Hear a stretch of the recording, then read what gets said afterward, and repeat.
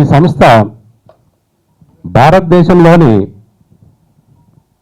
ప్రముఖుల యొక్క భారతదేశంలోని వివిధ రకాలైనటువంటి అద్భుతాలు, వండర్స్,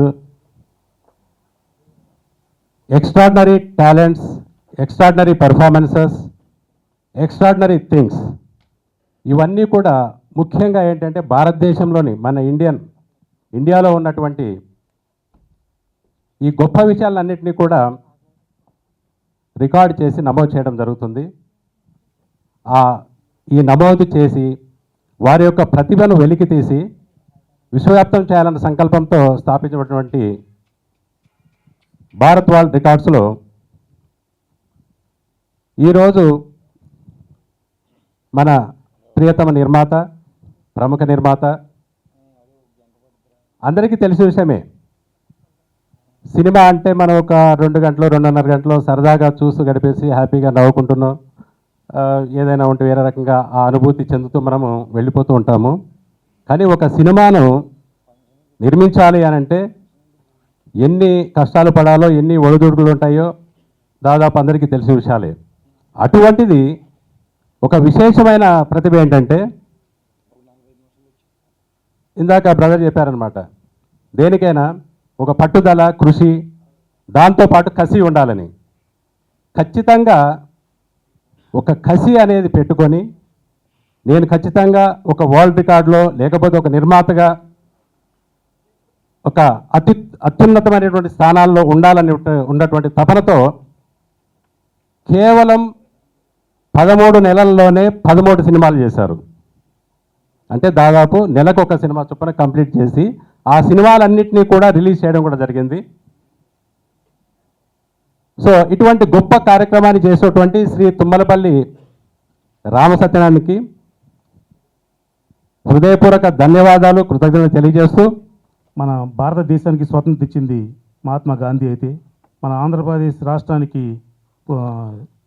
రాష్ట్రాన్ని తెచ్చింది అమరజీ పొట్టి శ్రీరాములు అయితే, వారి వారసులుగా మన తెలుగు జాతికి, మా వైశ్య జాతికి అండగా నిలిచినటువంటి మా ఏకైక వైశ్య సింహం మా కొణిజేటి రోషి గారు. ఆయన మేము అందరం పెద్ద అయినా ఎంత ముద్దుగా పిలుచుకుంటాం. ఎవరు ఏ పరిస్థితుల్లో వచ్చినా ఎవరికైనా ఏ సహాయం చేయడానికైనా ముందుండే పెద్ద మనసు గల పెద్ద అయిన మా కొణిజేటి రోషి గారు. ఈ కార్యక్రమానికి నేను అడిగిన వెంటనే మా భారత్ వరల్డ్ రికార్డ్స్ వాళ్ళు వచ్చి, సార్ రోషి గారి చేతి మీద తీసుకుందాం అంటే ఇద్దరిగా వెళ్ళి అడిగితే చాలా ఓకే తప్పనిసరిగా ఇస్తా అన్నారు. ఎందుకంటే నాకు ఆయనతో ఉన్న అనుబంధం గత 25 సంవత్సరాల నుంచి అనుభవం ఉంది. వారు ఎప్పుడు వెళ్ళినా ఎంతో ప్రేమతో, అభిమానంతో, ఆప్యాయతతో పలకరిస్తారు. అటువంటి గొప్ప వ్యక్తి, మహా వ్యక్తి చేతుల మీదుగా ఈ అవార్డు తీసుకోవడం అనేది జీవితంలో నేను సాధించిన మొట్టమొదటి విజయంగా నేను ఆనందపడుతున్నాను. నేను 2004 సంవత్సరంలో ఇండస్ట్రీకి వస్తే, నేను వచ్చిన మొదటి రోజు నుంచి రోషి గారి అభిమాని, రోషి గారితో ప్రతి విషయం చెప్పి నా కష్టం సుఖం కూడా ఆయనకి చెప్పేవారు. ఎవరైనా కష్టం వచ్చినప్పుడు వెళ్ళి చెప్పేవారు. కానీ నేను అలా కాదు, చేసే పని ఏదైనా ముందుగా వచ్చి సార్ ఇలా చేస్తున్నాను, ఈ సినిమా తీస్తున్నాను, ఇలా చేస్తున్నానని చెప్పేవాడిని. అలాగే నన్ను ఆశీర్వదించారు. జనరల్గా మా వయసులో కానీ సినిమా అంటే మరి ఎందుకు పనికిరాడు, ఈ సినిమా బిల్లు పంపించేద్దాం అనేటువంటి సాగుండేది. అటువంటి పరిస్థితుల్లో సినిమా వ్యాపారం కూడా వ్యాపారమే, వయసుడైన వాడు ఎక్కడ చూసినా వ్యాపారం చేస్తాడు తప్ప వేరే వ్యవహారం చేయడు అని నిరూపించడానికి నేను ఎన్ని వ్యాపారాలు చేసినా, ఎంత సక్సెస్ అయినా, సినిమా వ్యాపారంలో కూడా సక్సెస్ అవ్వాలని ఒక పట్టుదలతో నేను ఇండస్ట్రీకి రావడం జరిగింది. అంటే మొట్టమొదటిసారిగా 2004లో వచ్చి నువ్వు సినిమా తీద్దాం అనుకుని నేను 25 lakhs పోగొట్టుకుని సినిమా తీయలేక వెళ్ళలేక ఎంతో తపన పడుతున్న టైంలో ఎవరో మిత్రుడు సలహా ఇచ్చాడు, సినిమాకి కావాల్సిన లక్షలు కాదు లక్ష్యం అని. ఆ లక్ష్యంతో నేను మళ్ళీ ఇంటికి ఇంకో 10 లక్షలు తెచ్చి సినిమా స్టార్ట్ చేశాను. సినిమా స్టార్ట్ చేయడానికి ఒక మార్గం, ఒక ఐడియాలజీని కనుక్కుని, సినిమాను మనం ఇలా ఎందుకు తీయకూడదు, ఇలా తీస్తే ఎందుకు సక్సెస్ అవ్వలేం అని చెప్పని, నేను వ్యాపారస్తుడిని. కమర్షియల్గా 100 రూపాయలు పెట్టుబడి పెడితే 110 రూపాయలు రావాలనుకునే వ్యాపారస్తుడిని నేను.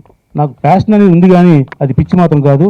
ప్యాషన్తో పాటు వ్యాపారం, లాభం, కష్టం, సుఖం అన్నీ కావాలని ఉద్దేశంతో నేను ఎంతో కష్టపడి సినిమాని ఎలా తీయాలని నేర్చుకుని ఒక 10 లక్షలు పోగొట్టిన తర్వాత నాకు అనుభవం వచ్చింది. ఆ అనుభవంతో నేను మొట్టమొదటి సినిమాని ఎస్పి సింహ అనే సినిమాని స్టార్ట్ చేయడం జరిగింది. దానికి మొదటి నాకు క్లాప్ కొట్టింది మా గౌరవనీయులు శ్రీ కొణిజేటి రోషి గారు. ఆ తర్వాత ఆ సినిమాని నేను నిర్మించి రిలీజ్ చేసి, ఇంత ఈజీగా సినిమా తీయచ్చు, ఇలా చేయొచ్చు అనే విషయాన్ని నేర్చుకుని ఆ సంవత్సరంలో కేవలం గిన్నిస్ బుక్ రికార్డు కోసమే నేను 13 నెలల్లోనే 13 సినిమాలు తీశాను. ఎందుకంటే భవిష్యత్తులో ఎవరన్నా రేపు సంవత్సరంలో 12 సినిమాలు తీస్తారేమో, మళ్ళీ ఆ గ్రిట్ మనకు దక్కుద్ది లేదు అని దక్కుతుంది. ఆ రోజునే నేను 13 సినిమాలు ప్లాన్ చేశాను. అప్పట్లో మా సెన్సార్ ఆఫీసర్ విజయ్ కుమార్ రెడ్డి గారు ఉండేవారు. ఆయన అనేవారు, ఏంటి ప్రతి నెల నీ సినిమా చూడలేకపోతున్నాను నేను, మాకు అవకాశం గ్యాప్ ఇవ్వాలని అడిగేవారండి. సార్ ఇది ఒక రికార్డు అది ఎప్పటికైనా మళ్ళీ మీ పేరు చెప్పుకుంటాం సార్ అన్నాం. ఆ విధంగా నాకు ఆయన విజయ్ కుమార్ రెడ్డి గారు కూడా ప్రోత్సహించి ఈ సినిమాని తీయడానికి సహకరించారు. అలాగే ఒక సక్సెస్ వెనుక చాలామంది హెల్ప్ సహకారం ఉంటుంది. ఆర్థికంగా సహకారం చేయడమే ఒక హెల్ప్ అని అనుకోను, మానసికంగా కూడా మోరల్గా కూడా ఒక భుజం చేసి ఎదరికెళ్ళి కింద ఉన్నాను అని చెప్పినవాడు కూడా నాకు సహాయం చేసినట్టు లెక్క. అలా చేసిన వ్యక్తుల్లో నాకు కేవీ సత్యనారాయణ ఒక ఆయన, మా రాష్ట్ర మాజీ గవర్నర్, ఉమ్మడి ఆంధ్రప్రదేశ్కి ముఖ్యమంత్రిగా పనిచేసిన డాక్టర్ కోనశెట్టి రోసయ్య గారికి, ఈరోజు హీరో తొమ్మలపల్లి రామసత్యనారాయణ గారికి, వేదిక మీద ఉన్న పెద్దలు శివాజీరాజు గారు, శ్రీనివాస్ గారు, శివకుమార్ గారు, అందరికీ నా నమస్కారం. తమిళనాడు బోసిపోయింది. 5 సంవత్సరాలు తమిళనాడులో ఉన్న 2 కోట్ల తెలుగు ప్రజానీకానికి నేనున్నానంటూ ఉండే పెద్ద ఆయన పదవీ కాలం ముగించుకుని స్వరాష్ట్రానికి తిరిగి వచ్చిన సందర్భంగా అక్కడ ప్రజల మనోభావాలు ఇప్పుడు ఈ సందర్భంగా చెప్పాలని అనిపించింది. రాజ్భవన్ కడపోయింది. రోసయ్య గారు ఉన్నంతకాలం ప్రతి తెలుగు వారికి, తమిళనాడులో ఉన్న 2 కోట్ల తెలుగు వారికి రాజ్భవన్లో ఫ్రీ ఎంట్రీ. ప్రతి ఒక్కరికి అపాయింట్మెంట్ సింగారికి ఫోన్ చేసి అడిగితే ఏదో ఒక టైంలో అపాయింట్మెంట్ ఇచ్చేవారు. ప్రతి ఒక్కరిని కలిసేవారు. ప్రతి ఇంట్లో పెళ్లికి, ప్రతి ఇంట్లో శుభకార్యానికి, యూనివర్సిటీల్లో కాన్వకేషన్ లాగా ప్రతి పిలిచిన ప్రతి ఒక్క తెలుగు కుటుంబానికి ఆప్తుడిలాగా, పెద్దాయనలాగా, తమిళనాడులో ఉన్న తెలుగు వారందరికీ పెద్దాయనలాగా ఉన్న రోసయ్య గారు హాయిగా 100 సంవత్సరాలు జీవించి మనవాళ్ళు మనవరాలతోనూ బ్యాలెన్స్ జీవితం గడుపుతున్నారని చెప్పి సంతోషంగా ఉంది.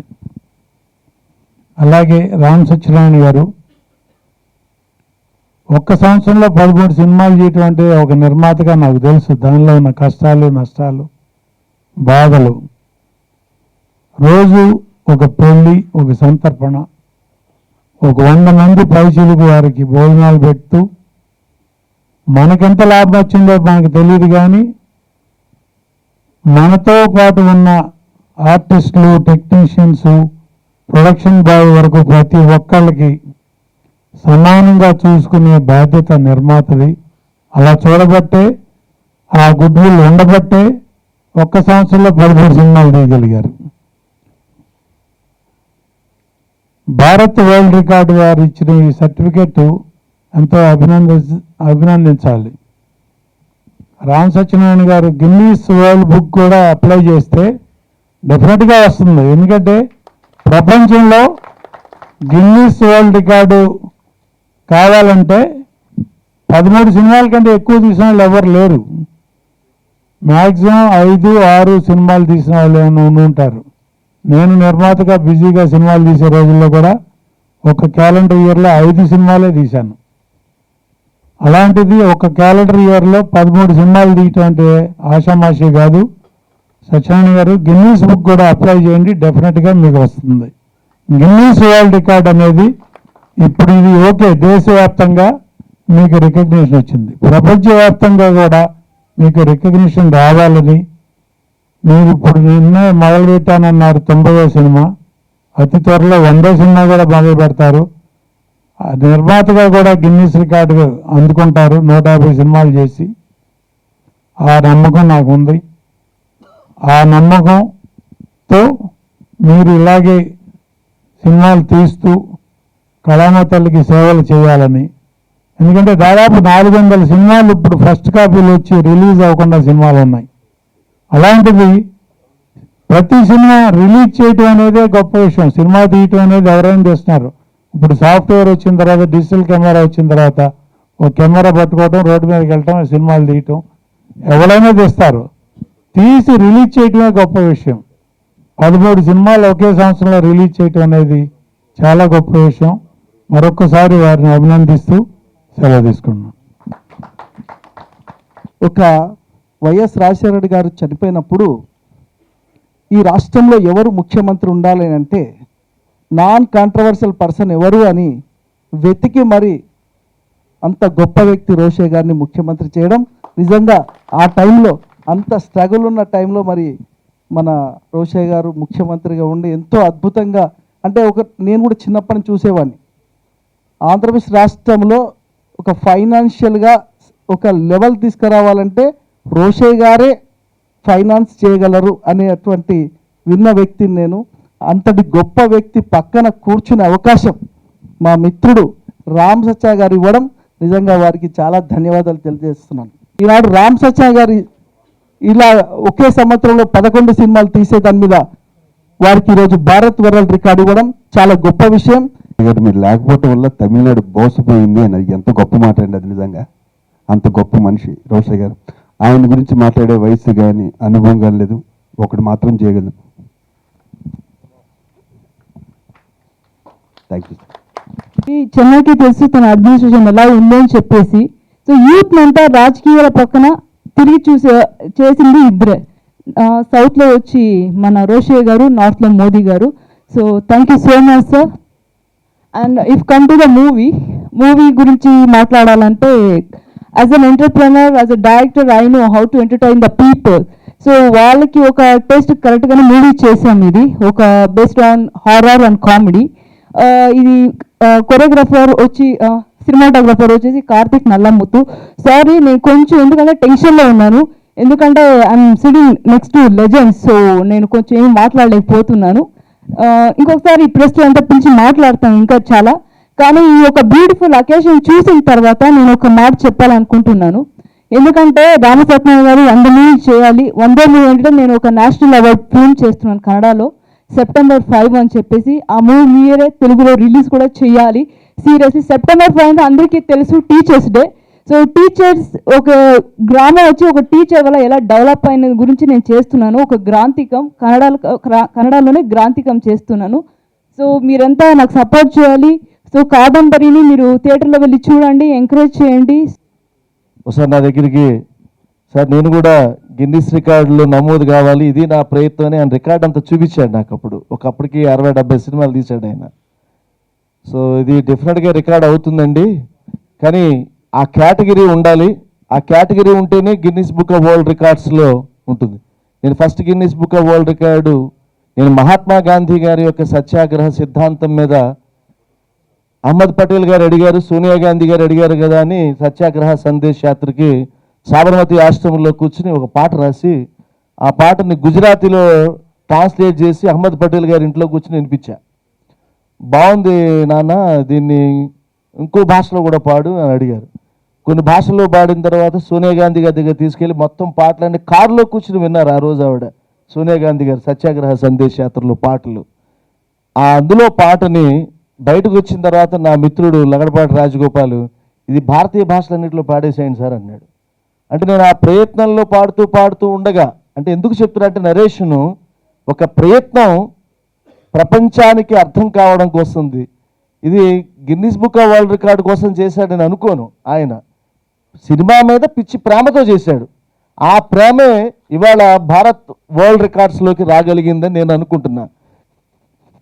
అందరూ రామ్ సత్యనారాయణ గారి గురించి ఆల్రెడీ చెప్పారు. మనందరికీ తెలుసు ఇదే వేదిక మీద మనం ఎన్నో ఆయన మూవీస్ మనం ఆడియో లాంచ్ కానీ టీజర్ లాంచ్ కానీ ఇవన్నీ చేయడం జరిగింది. నేను కూడా నాకు తెలిసి ఈ 100 సినిమాలలో నేను కూడా ఒక 5-6 సినిమాలలో నటించడం జరిగింది. నాకు సినిమా ఫీల్డ్తో పెద్దగా లోతైన పరిచయం లేదు, పైన పరిచయం. రామ సత్యనారాయణ ఈ రంగంలో ఉన్నాడు, సినిమాలు తీస్తూ పైకి వస్తున్నాడు అతని టెక్నిక్ ఏమిటో తెలియదు కానీ తక్కువ ఖర్చుతో మంచి సినిమాలు తీస్తాడు అనే మాట వింటూ ఉండేవాడిని. ఎప్పుడైనా వచ్చి కార్యక్రమానికి రావాలి అని అంటే తెలిసిన మిత్రుడుగా, నాకు తెలియని రంగంలో, సినిమా రంగంలో పనిచేస్తున్నటువంటి మిత్రుడుగా, సాహసం చేస్తున్నాడు, ఇలాంటి సాహసం చేసేవారికి చేతనైన సాయం చేద్దాం అన్న ఉద్దేశంతోనే మరి ఎప్పుడు ఏ కార్యక్రమం పెట్టుకున్నా కాదనకుండా వస్తూ ఉన్నాను. ఈరోజు కూడా భారత్ వరల్డ్ రికార్డ్స్లో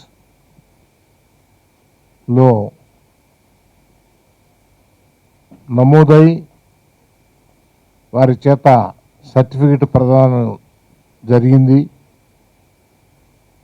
ఒక సంవత్సర కాలంలో 13 పిక్చర్స్, చిన్న చిన్నవే కావచ్చు, picture is a picture, 13 pictures ఒక సంవత్సర కాలంలో తీయటం అంటే సామాన్యం కాదు. అలాంటి అరుదైనటువంటి రికార్డుని రామసత్యనారాయణ సాధించాడు.